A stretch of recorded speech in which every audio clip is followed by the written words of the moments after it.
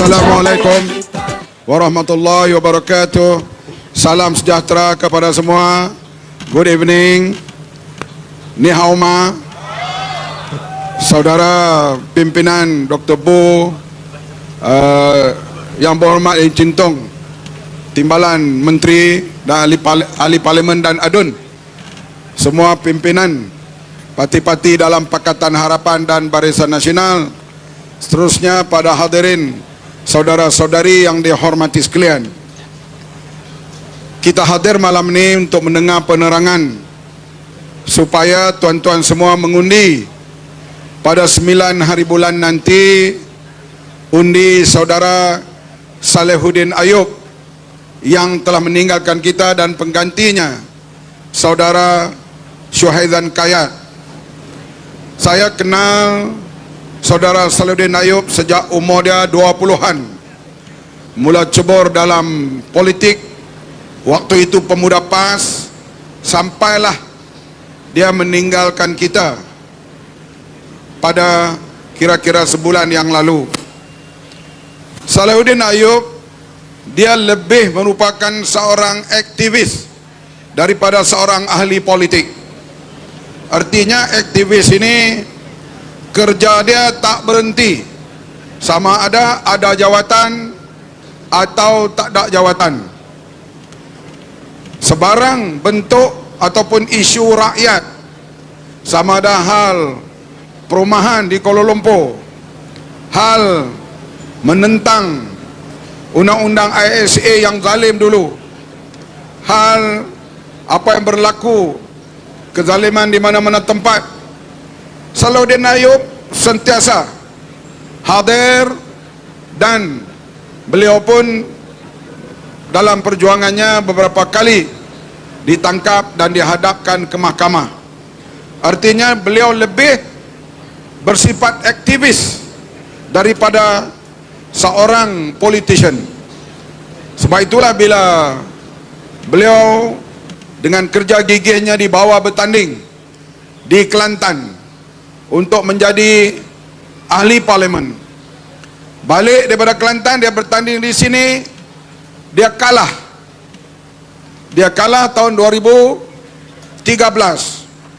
Tetapi aktiviti kemasyarakatan beliau teruskan. Saya telefon saja dia, Salehuddin esok datang ke Kuala Lumpur, kita nak buat himpunan membantah apa-apa, dia akan hadir.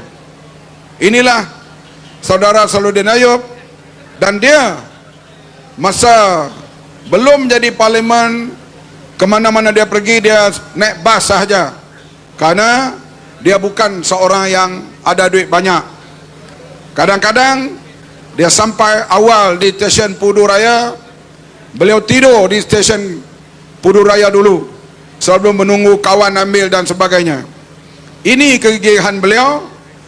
Dan bila beliau menjadi menteri, kita lihat sifat membantu orang ramai itu beliau teruskan. Dan hadirin sekalian, dulu dia menteri pertanian dan juga asas tani. Kemudian kerajaan kita jatuh melalui Sheraton Move. Bila tak jadi menteri, beliau kembali menjadi aktivis masyarakat. Dia membela tak kira kaum, tak kira siapa, asalkan memerlukan sumbangan dan juga pembelaan beliau. Pilihan raya 2022 dia menang di sini, lebih 33,000 majoriti. Beliau diangkat menjadi menteri yang jaga kos sara hidup. Dalam mesyuarat kabinet, dia di antara menteri yang paling banyak mengemukakan paper kabinet, kertas kabinet tentang program-program rahmah. Waktu itu ketika kita mengambil alih harga barang agak tinggi, harga makanan tinggi, beliau berbincang dengan toke-toke restoran, beliau berbincang dengan Maidin, beliau berbincang dengan Aeon, boleh tak jual dengan harga yang lebih murah untuk kumpulan B40. Maka toke-toke restoran, terutama sekali mamak lah, Indian Muslim ini bersetuju, dan juga kedai-kedai yang lain bersetuju untuk jual dengan harga RM5 ke bawah untuk makan tengah hari dan makan malam.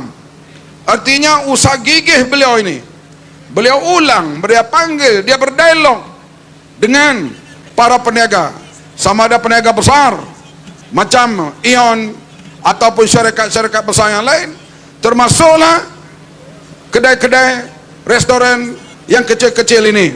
Dan akhirnya jualan rahmah dimulakan dengan makan tengah hari dan makan malam RM5, kemudian diikuti dengan jualan rahmah yang lain, yang kita lihat dia menjadi satu jenama yang terlekat. Bila sebut saja rahmah, yaitu murah, pemurahan, rahmat, orang ingat Datuk Seri Salahuddin Ayub. Inilah seorang menteri yang sepenuh masa dia bekerja sehingga dia meninggal dunia ketika dia menjalankan tugas pergi memberi taklimat di Universiti Utara Malaysia. Dia bercakap, aku sekarang menteri, aku ada pengawal 2 orang, aku ada 7 pegawai, tapi tak guna kedudukan ini kalau aku tidak membantu rakyat. Inilah dia Datuk Seri Salahuddin Ayub. Saya amat rasa terharu kehilangan seorang sahabat dan seorang pemimpin yang sebegitu rupa. Saya harap legasi Salahuddin Ayub ini akan disambung oleh saudara Syuhaizan Kayat, insyaAllah. Menjadi pemimpin, menjadi menteri bukan untuk mengaut kekayaan untuk pribadi, tetapi mesti ada cara untuk membela dan juga meringankan beban rakyat, terutama rakyat bawahan seperti kita ini. Hadirin sekalian, dari segi politik kita tahu kami daripada amanah bergaul dengan semua pihak. Katalah apapun, yang paling penting kita bekerja sama untuk kepentingan negara dan kepentingan rakyat. Sekarang hadirin sekalian, politik ini kita tahu kadang-kadang sahabat tak kekal, musuh pun tak kekal. Politik baru kita kena terokai untuk keselamatan dan kestabilan negara, untuk pembangunan. Pilihan Raya 2022, apa yang berlaku? Tak ada satu parti pun yang cukup majoriti untuk bentuk kerajaan. Tak pernah berlaku sejak tahun 55 sampai 2018. Ada pilihan raya, ada parti yang cukup majoriti. Tahun 55 perikatan sampai tahun 69 perikatan dapat majoriti. Tahun 74 sampai 2013 Barisan Nasional ada majoriti. 2022 siapa pun tak ada majoriti. Macam mana nak buat? Kalau kita biar negara Malaysia berbagai kaum, berbagai agama, dia boleh tiup api perkauman, api kebangan, boleh mudah berlaku perkara yang tidak elok. Oleh itu disinilah Datuk Seri Anwar Ibrahim menerima saranan terutama daripada pemimpin kita Raja-Raja Melayu supaya bentuk kerajaan perpaduan. Nak bentuk dengan siapa? Mereka tak sebut. Yang penting bentuk kerajaan perpaduan. Dalam semua itu Barisan Nasional terima untuk membentuk kerajaan perpaduan, berketuakan Datuk Seri Anwar Ibrahim sebagai Perdana Menteri. Maka kita cukup bilang, maka Datuk Seri Anwar Ibrahim mengangkat sumpah menjadi Perdana Menteri sampai hari ini. InsyaAllah kerajaan perpaduan ini akan kekal sehingga pilihan raya akan datang, insyaAllah. Jangan kita tukar Perdana Menteri 2 tahun sekali, setahun sekali. Bila tukar menteri, hadirin sekalian, tukar menteri, dia kena lantik setiausaha politik, setiausaha akhbar, setiausaha sulit, setiausaha ini. Baru nak menjalankan tugas, tukar pula Perdana Menteri. Akhirnya hadirin sekalian, negara jadi masalah. Pelabur korang datang, utang negara meningkat sampai 1.5 trilion sekarang ini. Sebab itu kalau nak tukar pemerintah ini di peringkat federal, boleh tunggu pilihan raya 4 tahun lagi. Kempen daripada sekarang, PN kah, parti apakah kempen. Pilihan raya umum akan datang, tukar kalau nak tukar. Kalau tak tukar, lagi bagus, kami teruskan pemerintahan kami. Hadirin sekalian, sekarang politik baru, Tak boleh kekal musuh sampai bila-bila. Saya ambil contoh di Indonesia. Prabowo 2 kali lawan Jokowi. Dan undi mereka perolehi dekat. Hanya selisih tak sampai 5%. Jokowi lawan Prabowo lawan Jokowi. Hari mengundi selalunya saya ada di Jakarta. Selisihnya begitu dekat. Okey, Jokowi jadi presiden, dia menang. 4 tahun yang lalu sekali lagi mereka lawan, Jokowi menang lagi. Tapi perkara yang mengejutkan dilakukan oleh Jokowi, dia undang Prabowo masuk dalam kabinet dia. Dia lantik jadi Menteri Pertahanan. Menteri Pertahanan Indonesia amat hebat, karena di bawahnya dekat 1 juta ABRI, Angkatan Bersenjata Republik Indonesia, banyak hebat. Tapi Jokowi berani lantik musuh politik dia jadi Menteri Pertahanan. Selepas itu politik Indonesia begitu stabil sampai hari ini. Pelabur asing masuk begitu hebat. Indonesia sekarang memacu ekonomi ke hadapan. Ini model politik baru. Yang dulunya kamu kalah, pembangkanglah sampai bila? Saya ingat pilihan akan datang. Tapi Indonesia memulakan satu politik baru di rantau Asia Tenggara ini. Dan hadirin sekalian, kita pun begitulah juga. DAP, mana kita nak percaya satu hari boleh kerjasama dengan Barisan Nasional? Tapi kalau tak kerjasama, Perdana Menteri tak ada. Siapa pun tak cukup majoriti. Keputusan kita bekerjasama dan kita bentuk kerajaan. Apa masalah? Kita bincang. Hadirin sekalian, saya duduk dalam kabinet Tun Mahathir. Saya duduk dalam kabinet Datuk Seri Anwar Ibrahim. Menteri-menteri DAP, tak ada pun bila kita timbulkan hal kepentingan orang-orang Melayu, orang-orang Islam, tak ada apa mereka bantah. Saya ambil contohlah dulu, bila saya Menteri Pertahanan, berkali-kali saya pergi jumpa Menteri Keuangan Lim Guan Eng. Boleh tak beri sedikit imbuhan kepada veteran tentera? Kepada veteran tentera. Veteran tentera ni 90% Melayu, Bumi Putra. Dah 2-3 kali jumpa dia, dia kata okey, maka dapatlah kita beri sagu hati RM500 kepada veteran tentera. Lim Guan Eng dia tak kata, oh ini Melayu semua, aku tak boleh beri, aku Menteri Keuangan. Tak ada. Begitu juga sekarang. Hadirin sekalian, kita tahu beras kita ni masih tak cukup. 35% kita import. India umumkan dah, keluar semua akhbar hari ini, dia akan kurangkan ekspor beras. Malaysia beli beras daripada India, Pakistan, Vietnam, Thailand. Kalau mereka kurangkan import, ekspor beras mereka, kita hadapi masalah beras. Maka kita cadangkan supaya MADA buat satu pameran baru dengan peruntukan hampir 4 bilion ringgit.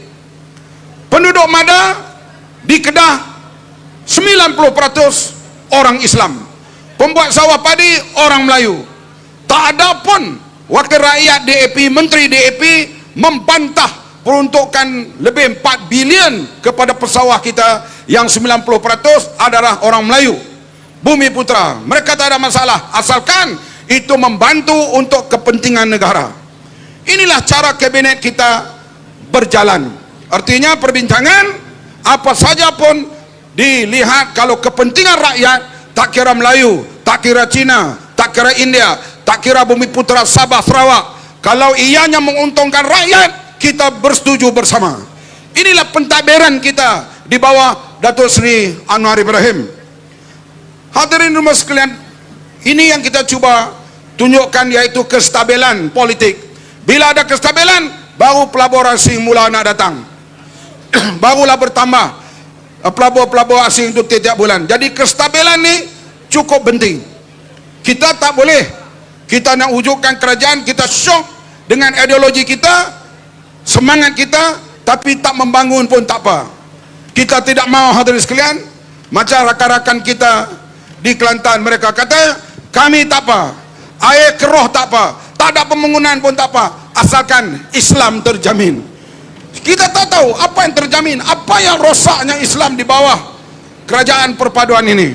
Semalam Presiden PAS tembak mengatakan bahawa mereka meninggalkan dulu ni Pakatan Rakyat karena DAP tolak hudud.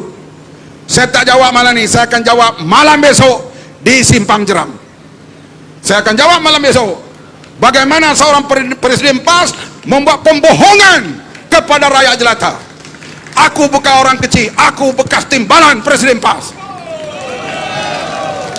Jangan tipu rakyat di atas kepiah kamu itu. No, no more. Saya akan jawab satu persatu. Bohong malam besok di Simpang Jeram di sana. Malam ni sebab saya nak simpan dulu, nak jawab malam esok. Cukuplah membuat pembohongan tentang Islam terancam itu. Dan hari ini alhamdulillah pihak keselamatan, pihak polis sudah mula menangkap orang-orang yang terlibat dengan wang judi yang diberikan kepada parti lawan kita untuk membiayai mereka dalam pilihan raya lalu dan pilihan raya sebelum ini. Ini hadirin sekalian, kita akan jawab karena mereka menggunakan agama semata-mata untuk kepentingan mereka. Macam juga di Selangor, dalam masa kempen pilihan raya, sekolah-sekolah agama diarahkan ditutup di Selangor. Main isu itu, orang Melayu percaya, padahal arahan Sultan Selangor waktu itu supaya semua sekolah agama yang tak ikut peraturan mesti ditutup, karena berlaku kebakaran sekolah tahfiz, sekolah agama, mati berapa orang? 23 orang pelajar-pelajar meninggal dunia kerana tak ada pintu bomba, tak ada pintu keluar, tak ada saliran dan sebagainya. Sekolah agama seperti itu naklah ditutup dan membuat pembaharuan kalau nak buka semula. Tapi pilihan raya lepas dia kempen, kata Selangor di bawah Pakatan Harapan, berusaha untuk menutup sekolah agama. Ya, mereka dapat sokongan buat sementara. Saya yakin pembohongan mereka itu tak boleh bertahan hingga 4 tahun akan datang. Rakyat akan melihat perubahan ini, dan saya yakin rakyat tidak bodoh, dapat maklumat yang betul. Mereka akan kembali bersama menyokong kerajaan perpaduan ini, insya-Allah. Hanya sekadar inilah ucapan saya malam ini. Saya harap semua kita jaga perpaduan, kestabilan antara kaum, pemahaman antara kita, supaya kita dapat negara yang stabil. Insya-Allah pembangunan akan meningkat dan kita hadapi suasana yang lebih tenang untuk kita mewujudkan Malaysia yang lebih harmoni, stabil dan perkembangan ekonominya yang lebih mantap, insya-Allah. Sekian dulu, terima kasih kepada semua. Wassalamualaikum warahmatullahi wabarakatuh.